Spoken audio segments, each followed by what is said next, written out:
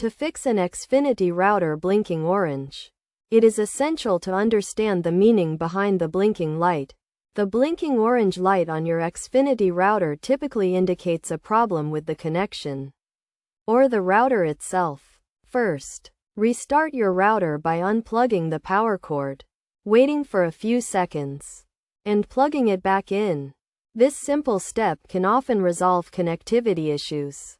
If the problem persists, check the cables and connections to ensure they are secure and not damaged. Verify that the coaxial cable is tightly connected to both the router and the wall outlet.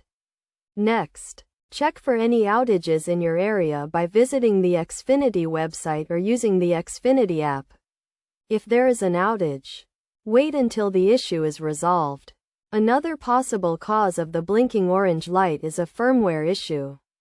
Check for firmware updates by logging into your router using a web browser and navigating to the Settings page. If none of these steps resolve the issue, it may be necessary to reset the router to its factory settings. This can usually be done by pressing a small reset button on the back of the router. Finally, if the problem persists after trying all of these steps, it may be necessary to contact Xfinity support for further assistance. They can help diagnose the issue and provide a replacement router if necessary.